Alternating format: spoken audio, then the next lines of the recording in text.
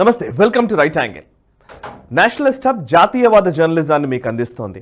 అయితే Nationalist hub ఇప్పుడు NH prime OTT channel రూపంలో కూడా మీ ముందుకు వచ్చింది. సో విస్తృత పరిశోధనతో కూడిన అద్భుతమైన వీడియోస్ని NH ప్రైమ్లో మీరు వీక్షించవచ్చు. NH ప్రైమ్ని సబ్స్క్రైబ్ చేసుకోవాల్సిందిగా విజ్ఞప్తి చేస్తున్నాను. ఇవాళ టాపిక్లోకి వెళదాం. వారం రోజుల వ్యవధిలో ఉభయ తెలుగు రాష్ట్రాల రాజకీయ వాతావరణమే మారిపోయింది. వరద ప్రభావిత ఆంధ్రప్రదేశ్ కాస్త వివాద ప్రభావిత ఆంధ్రదేశంగా మారింది.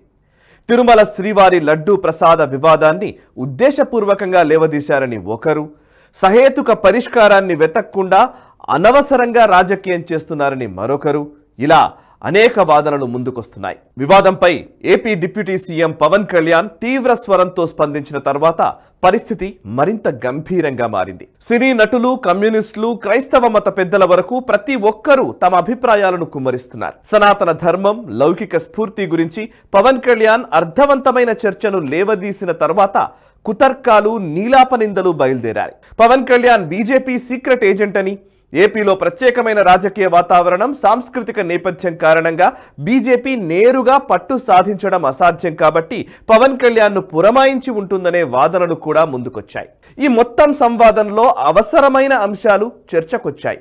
మునుపెన్నడూ లేని విధంగా ఆలయ పరిరక్షణ ప్రధాన విషయంగా మారింది. దేశవ్యాప్తంగా ప్రసాద వితరణ తీరుతెన్నులను బయటకు తెచ్చింది. దేశంలోని అనేక దేవాలయాల్లో ప్రైవేట్ సంస్థలు తయారు చేసిన ప్రసాదాన్ని భక్తులకు పంచుతున్న అంశం తెరపైకి వచ్చింది. అనేక రాష్ట్ర ప్రభుత్వాలు ప్రసాదం తయారీపై ఇప్పుడు దృష్టి సారిస్తున్నాయి. మరికొన్ని చోట్ల ప్రాచీన ప్రసాదాన్నే భక్తాదులకు ఇవ్వాలని నిర్ణయించినట్లు మీడియా ముఖంగా కథనాలు వెలువడ్డాయి. జాతీయ స్థాయిలో ధర్మరక్షణ పరిషత్ అవసరాన్ని తిరుమల వివాదం ముందుకు తెచ్చింది. అంతేకాదు, గడిచిన వారం రోజులుగా జరుగుతున్న చర్చ తిరుమలను సందర్శించే భక్తులపై పడలేదని కూడా అర్థమైంది. గతంలో మాదిరిగానే లడ్డూల అమ్మకం జరిగిందని తిరుమల తిరుపతి దేవస్థానం ప్రకటించిన ప్రసాదం అమ్మకాల గణాంకాలు తెలియజేస్తున్నాయి. శ్రీవారి ప్రసాదం కల్తీ అంశం బయటకు వచ్చిన రోజు నుంచి, అంటే సెప్టెంబర్ 19 నుంచి ఇప్పటి వరకు రోజుకు సగటున 3,60,000 చొప్పున సుమారు 29 లక్షల లడ్డూల అమ్మకం జరిగిందని టీటీడీ ప్రకటించింది. రాజకీయాల్లో జరిగే చర్చనలు, ఖండన మండనలతో సంబంధం లేకుండా భక్తులు దైవారాధనలో పాల్గొంటారు అని కూడా అర్థమవుతోంది. లడ్డూ కల్తీ అంశం బహిర్గతమైన తర్వాత తిరుమలలోని ఆధ్యాత్మిక వాతావరణం దెబ్బతింటుందని, తెలుగు రాష్ట్రాల్లో మత సామరస్యం దెబ్బతింటుందని అనవసరపు ఆందోళనను వ్యక్తం చేసిన వారికి తిరుమలలోని తాజా స్థితి జవాబు అని చెప్పాలి. కల్తీ అంశాన్ని కూటమి ప్రభుత్వం అనవసరంగా బయటకు తెచ్చిందని, ఈ తరహా ధార్మిక వివాదాలు అంతిమంగా బీజేపీకి మేలు చేస్తాయనే ఫలిత జ్యోతిష్యం చెప్పిన వారు లేకపోలేదు. అక్కడితో ఆగకుండా అసలు అయోధ్య అంశాన్ని కాంగ్రెస్ పార్టీయే ముందు లేవనెత్తిందని, రాజీవ్ గాంధీ హయాంలో ఆలయం తలుపులు తెరవడం ద్వారా బీజేపీకి ఆయుధం ఇచ్చిందంటూ పోలిక తెచ్చే ప్రయత్నం కూడా చేస్తున్నారు. ఇంద్రకీలాద్రి సందర్శనలో AP deputy CM Pawan Kalyan చేసిన వ్యాఖ్యలు దుమారం రేపడంతో సోషల్ మీడియా మొత్తం ఇప్పుడు పవన్ చుట్టూ పరిభ్రమించింది. పవన్ కళ్యాణ్ని ఆకాశానికి ఎత్తేస్తున్నారని, అతిగా స్పందిస్తున్నారని, ఆయనకు అంత స్థాయి లేదని కూడా అనేవారు ఉన్నారు. ఈ వివాదం మొదలైన తర్వాత ఒక బాధ్యతాయుతమైన ఛానల్గా నేషనలిస్ట్ హబ్ కూడా పాత్రికేయ విలువలకు భంగం కలగకుండా జోక్యం చేసుకుంది. అర్థవంతమైన చర్చను చేసే ప్రయత్నం చేసింది. కొంతమంది వీక్షకులు నేషనలిస్ట్ హబ్లో పవన్ కళ్యాణ్ను పొగడడం ఏంటని కూడా అన్నవారున్నారు. పవన్ కళ్యాణ్ గతంలో వెలుబుచ్చిన అభిప్రాయాలను కూడా ఈ సందర్భంగా ఉటంకించిన వారు ఉన్నారు. ఈ తరహా ప్రశ్నించే వైఖరిని మేమెప్పుడు స్వాగతిస్తాం. ఇలాంటి అభిప్రాయాలు వెల్లడైనప్పుడే మరింత చర్చ జరుగుతుందని, మేం మరింత స్పష్టతనిచ్చే అవకాశం ఉందని కూడా భావిస్తున్నాం. నిజానికి మేమేమీ అతిగా స్పందించలేదు, ఆకాశానికి ఎత్తలేదు, ఆబ్జెక్టివ్గా విశ్లేషించే ప్రయత్నం చేశాం. దక్షిణ భారతదేశంలో సనాతన ధర్మంపై బహుముఖీన దాడి చాలా కాలంగా జరుగుతోంది. మరి ముఖ్యంగా ఆంధ్రప్రదేశ్లో అది శృతి మించిపోయింది. డజన్ల కొద్దీ ఆలయాలపై దాడి జరుగుతూనే వస్తోంది. అందుకు తాజా ఉదాహరణ అనంతపురం జిల్లా కణేకల్ మండలంలో రామాలయంలోని రథం దగ్ధం ఘటన. 2014 నుంచి ఇప్పటి వరకు సుమారు 650 ఘటనలు జరిగాయని, ఈ మొత్తం ఘటనల్లో ఆలయాలే లక్ష్యంగా మారాయని పోలీస్ రికార్డులే చెబుతున్నాయి.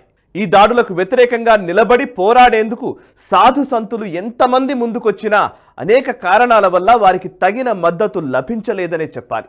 అవసరమైన రీతిలో స్పందించే స్థితిలో ఏపీలోని భారతీయ జనతా పార్టీ నాయకత్వం లేదు. దీంతో అన్ని సంఘటనల మాదిరిగానే ఆలయ ధ్వంసం సంఘటనలు కూడా షరామామూలుగా మరపులోకి వెళ్ళిపోయాయి. దాడులు, దగ్ధం మాత్రమే కాదు, వందల కోట్ల ఆలయ భూములు అన్యాక్రాంతమవుతున్నా పట్టించుకునే స్థితి లేదు. ఇలాంటి అలక్ష్యం, నిర్లక్ష్యాలకు పరాకాష్ఠగా జరిగిందే తిరుమల శ్రీవారి ప్రసాదం కల్తీ అని మేం బలంగా నమ్ముతున్నాం. వీటన్నింటికీ అడ్డుకట్ట వేయాలంటే ఒక బలమైన స్వరం వినిపించగల నేత కావాలి.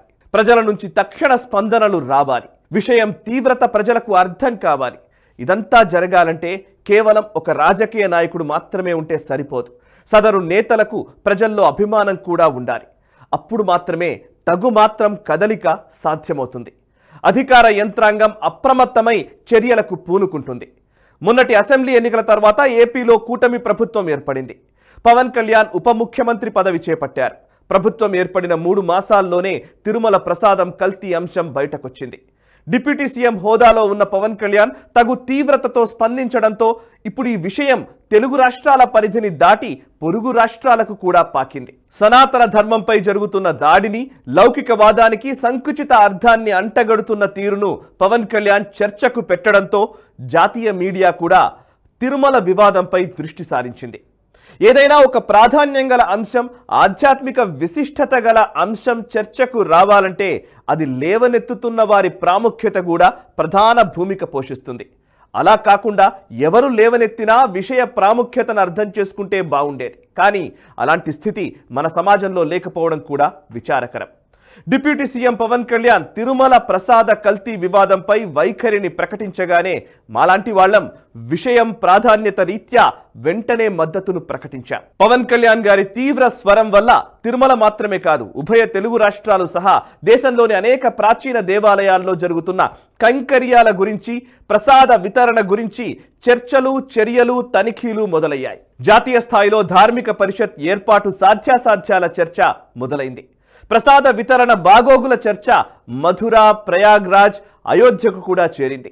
బృందావన్ సమావేశం ఏర్పాటు చేసిన హిందూ ధర్మ రక్షా పరిషత్ ప్రాచీన ప్రసాద వితరణకు సంబంధించిన సూచనలు ఆలయాలకు అందించింది. తెలంగాణ ప్రభుత్వం కూడా యాదాద్రి ఆలయ ప్రసాదం తయారీలో నాణ్యమైన నెయ్యిని వాడాలని ఆదేశించింది. పవన్ కళ్యాణ్ గారు కాకుండా వేరొకరు లేదా ఒక రాజకీయ నాయకుడు ఈ అంశాన్ని లేవదీసి ఉంటే ఇంత చర్చ జరిగి ఉండేదా? ఈ స్థాయిలో ప్రతిస్పందనలు, ప్రతిచర్యలు ఉండేవా? సనాతన ధర్మం గురించిన చర్చ ఇంత విస్తృత ఆవరణలోకి వెళ్లేదా? ఈ ప్రశ్నలకు జవాబు వెతికితే పవన్ కళ్యాణ్కు మా దన్ను ఇవ్వడం వెనుక ఉద్దేశం అర్థమవుతుంది. ఏపీ సీఎం చంద్రబాబు నాయుడు లడ్డు కల్తీ అంశాన్ని ముఖ్యమంత్రి హోదాలో అధికారికంగా వెల్లడించారు. అయితే రాజకీయ మోహరింపులు, ఉద్రిక్తతలు, రెండు పక్షాల మధ్య నెలకొన్న తీవ్ర స్థాయి ఘర్షణాత్మక వాతావరణం కారణంగా విషయం వెంటనే జనంలోకి వెళ్ళకపోయే అవకాశం ఉంది. రాజకీయ వైరం ఉందని శంకించే అవకాశాన్ని కాదనలేం. కళారంగం నుంచి వచ్చిన వారు ఇలాంటి అంశాలపై వైఖరిని, స్పందనను తెలియజేయడం వల్ల దృష్టి మళ్లుతుంది. జనం, అధికార గణం, ఆలయ పాలక వర్గాలు అన్నీ అవసరమైన చర్యలు తీసుకుంటాయి. దక్షిణాదిలో సనాతన ధర్మంపై జరుగుతున్న దాడిని ప్రశ్నించడానికి ఒక బలమైన నాయకుడు కావాలి. జనం మాటను ఓర్పుగా వినే నేత కావాలి. అలాంటి నేతలు లేకపోవడం వల్ల మాత్రమే దాడుల పరంపర కొనసాగుతోంది. దాడులు జరిగినప్పుడు రాజకీయ పార్టీలు పరస్పరం ఖండించుకోవడంతో మాత్రమే సరిపోతుంది. ఈ లోటును ఎంతో కొంత పవన్ కళ్యాణ్ తీర్చగలరు అని అనుకోవడం వల్ల మాత్రమే అలా స్పందించాం. అంతకు మించి ఎవరి మెప్పు కోసమో కాదు. మొత్తంగా తిరుమల ప్రసాద కల్తీ వివాదం అవసరమైన చర్చను ముందుకు తెచ్చింది. ఆలయ పరిరక్షణకు అవసరమైన ప్రత్యామ్నాయాల ప్రతిపాదనలకు పురిగొల్పింది. ఆలయాల్లో జరుగుతున్న అవినీతిని మరోసారి బహిర్గతం చేసింది. ఈ పూనిక మరింత స్థిరపడి దేశవ్యాప్తంగా ఆలయాల అభివృద్ధికి మార్గనిర్దేశనం చేయాలని కోరుకుందాం. ఆలయాల జీర్ణోద్ధరణను కూడా పాలకులు పట్టించుకోవాలని ఆశిద్దాం. ఈ వీడియో నచ్చితే లైక్ చేయండి, 10 మందికి షేర్ చేయండి అండ్ మీ కమెంట్స్ ద్వారా మీ అభిప్రాయాలు మాతో పంచుకోండి. మనసా వాచా కర్మణ దేశహితం కోసం పరితపించే నేషనలిస్ట్ హబ్ గ్రూప్ ఆఫ్ ఛానల్స్ని సబ్స్క్రైబ్ చేసుకొని జాతీయవాద జర్నలిజాన్ని ప్రోత్సహించండి. Thank you very much. Sai garu, మీ మీద నమ్మకం ఉంది. మీరు ఏం చేసినా దేశాన్ని మంచి చేస్తారు. మీరు ఓటీటీ ఛానల్ ఓపెన్ చేస్తారు. Give me the honour to become the first subscriber. Thank you sir. NH ప్రైమ్ని సబ్స్క్రైబ్ చేసుకుంటున్నందుకు first thank you very much sir.